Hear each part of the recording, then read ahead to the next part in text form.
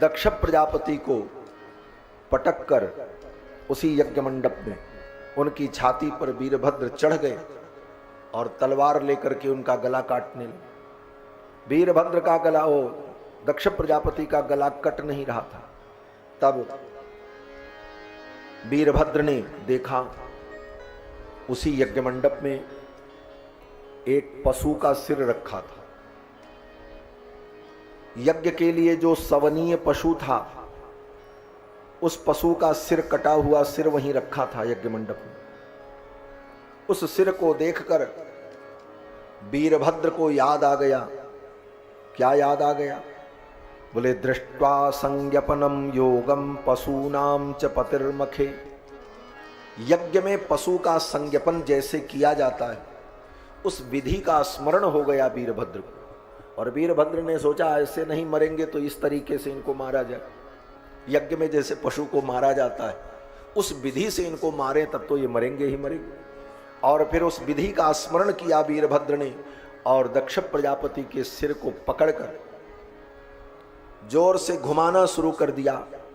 और यजमान पशो कस्य कायात् तेना हरच्छिरः। वीरभद्र ने दक्ष प्रजापति के सिर को धड़ से तोड़कर अलग कर दिया और यज्ञ कुंड में डाल दिया। और फिर भगवान शंकर के गणों ने यज्ञ मंडप में आग लगा दी। तद्देव यजनम दग्ध्वा प्रातिष्ठत् गुह्यकालयम्। यज्ञशाला में आग लगा दी और यज्ञशाला जब धू धू करके जलने लगी तो भगवान शंकर के सभी गण गर्जना करते हुए हर हर महादेव कहते हुए उत्तर दिशा की ओर, कैलाश की ओर चल पड़े। दक्ष प्रजापति का यज्ञ विध्वंस हो गया। दक्ष प्रजापति की मृत्यु हो गई। देवताओं को दंड मिला। ब्रह्मा आए और भी सब देवता आए। सब ने कहा अब क्या किया जाए, ये अनर्थ हो गया, किसी भी प्रकार से दक्ष प्रजापति को जीवित किया जाए। ये प्रजापतियों के अध्यक्ष हैं। अंत में सबने कहा भगवान शंकर को प्रसन्न करो, उनके प्रसन्न होने पर ही सब कुछ ठीक होगा। फिर सभी देवताओं ने कैलाश में जाकर भगवान शंकर की स्तुति की।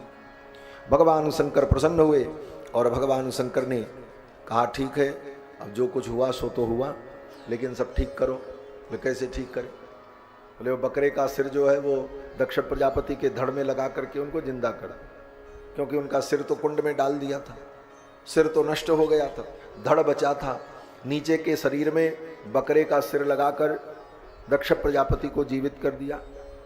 भृगु जी की दाढ़ी उखाड़ ली गई थी। भगवान शंकर ने कहा वो बकरे की दाढ़ी जो है वो भृगु जी को जोड़ दिया जाए। केश प्रत्यारोपण, आज भी जिसके सिर में केस नहीं रहता तो केस प्रत्यारोपण करा लेते। भृगु जी की दाढ़ी नोच ली गई तो भगवान शंकर ने कहा प्रत्यारोपण कर दिया जाए। तो उस बकरे की जो दाढ़ी थी वही दाढ़ी भृगु जी की दाढ़ी में जोड़ दी गई। और पूषा नाम के देवता का दांत टूट गया। बोले अब इनको ऐसे ही रहने दो, अब ये मुलायम मुलायम चीज खाएंगे, कड़ी चीज नहीं खा पाएंगे। और भग नाम के देवता की आंख फूट गई। बोले इनके लिए क्या किया जाए? बोले ये अपने देवता, अपने मित्रस्य चक्षुषे क्षेत भागम सुंबरहिषो भगा। अपने मित्र के साथ ये रहेंगे और इनके जो मित्र हैं उनको तो आंख है, उन्हीं के साथ अपना ये घूमेंगे टहलेंगे, इनका काम चल जाएगा। इस प्रकार सब कुछ विधान किया। सब कुछ होने के बाद ये हुआ कि अब यज्ञ कैसे पूरा हो, यज्ञ तो अधूरा रह गया। तब ब्राह्मणों ने कहा कि विष्णु देवता के निमित्त पुरोडास का यजन किया जाए, जिससे यह यज्ञ पूर्ण हो। वैष्णवम यज्ञ संतत्यै त्रिकालम द्विजोत्तमाः। उन ब्राह्मणों ने, विद्वानों ने 3 कपाल के ऊपर विष्णु देवता के निमित्त पुरोडासम निर्वपन, पुरोडास का निर्वपन किया। वीर संसर्ग शुद्धे, उस यज्ञ की शुद्धि के लिए, यज्ञ की पूर्णता के लिए, क्योंकि भगवान विष्णु ही यज्ञ स्वरूप है। यज्ञो ह वै विष्णु, भगवान विष्णु ही यज्ञ है। और भगवान विष्णु के प्रसन्नता से ही यज्ञ पूर्ण होता है। यज्ञ किसी भी देवता का हो, लेकिन यज्ञ का स्वरूप तो भगवान नारायण का ही। भगवान विष्णु के प्रसन्नता से सारे यज्ञ पूर्ण हो जाते हैं। फिर तो सभी ऋषि मुनियों ने भगवान विष्णु का यजन किया और सभी ने भगवान यज्ञ नारायण की स्तुति की। फिर उस यज्ञ में भगवान विष्णु प्रकट हुए। भगवान विष्णु आए। भगवान विष्णु के आते ही, प्रसन्न होते ही सब कुछ ठीक हो गया। दक्ष प्रजापति भी प्रसन्न हो गए, जितने ऋषि मुनि महात्मा थे सब प्रसन्न हो गए, भगवान शंकर भी प्रसन्न हो गए। फिर तो सब ने भगवान विष्णु की स्तुति की और कहा कि त्वं क्रतुस्त्वं हविस्त्वं हुतासस्वयं। हे भगवान, आप ही यज्ञ हैं। क्रतुस्त्वं, क्रतु माने यज्ञ। भगवान के स्वरूप का वर्णन करते हुए वे ब्राह्मण लोग, वैदिक विद्वान लोग स्तुति करते हुए कहने लगे, त्वं क्रतुस्त्वं, हे भगवान आप यज्ञ हैं। हविस्त्वं, उस यज्ञ में जो आहुति दी जाती है वो आहुति भी आप ही हैं। क्रतुस्त्वं हविस्त्वं हुतासस्वयं, आहुति को ग्रहण करने वाले जो अग्नि देवता हैं वो भी आप ही हैं। त्वं ही मंत्रः, और मंत्र पढ़ करके जो आहुति डाली जाती है वो मंत्र भी आप ही हैं। त्वं ही मंत्रः समिद्धर्भपात्राणि च, और यज्ञ में जो समिधा है, जो लकड़ी जलाई जाती है वो लकड़ी भी आप ही। दर्भपात्राणि च, यज्ञ में जो दर्भ है, जो कुश है, वह भी आप ही।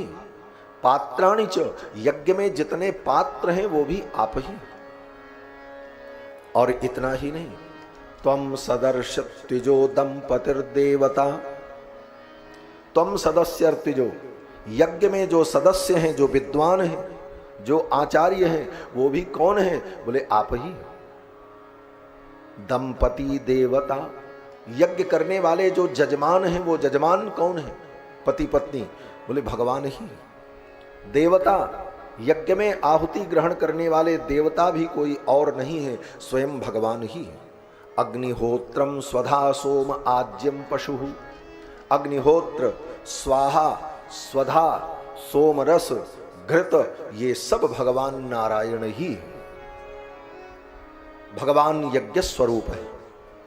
और फिर देवता स्तुति करते हुए कहते हैं, हे भगवान यज्ञ नारायण, त्वं पुरागाम रसाया महासूकरो,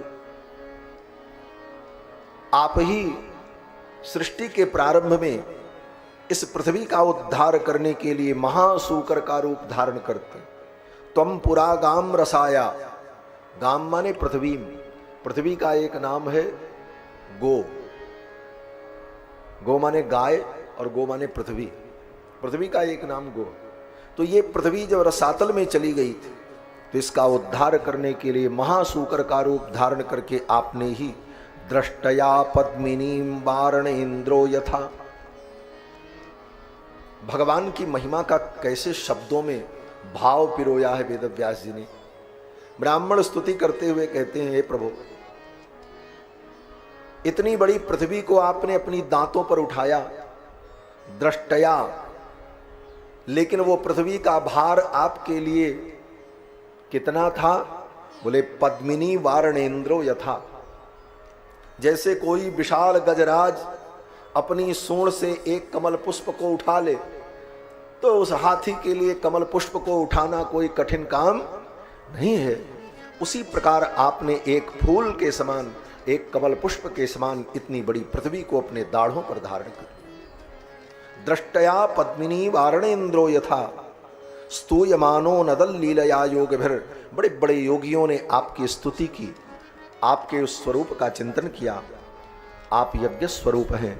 ये सब कहकर ब्राह्मणों ने यज्ञ नारायण भगवान की स्तुति की। फिर भगवान प्रसन्न हो गए। फिर भगवान का अभिभाषण हुआ। इतना बड़ा कार्यक्रम था, समापन कार्यक्रम था यज्ञ का। तो समापन कार्यक्रम में तो विशिष्ट अतिथि का ही भाषण होता है, तो भगवान ही सर्वश्रेष्ठ विशिष्ट अतिथि मानो थे। तब भगवान का उद्बोधन हुआ।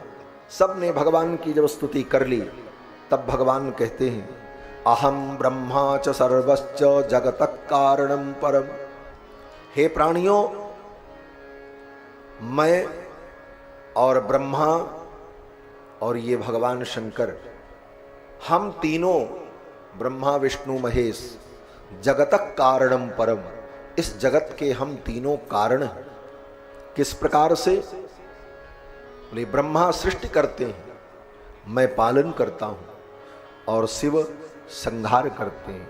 आत्मेश्वर उपद्रष्टा स्वयं दृग्विशेषण। और बुद्धिमान प्राणी को, समीचीन बुद्धि वाले व्यक्ति को हम तीनों में भेद नहीं मानना चाहिए।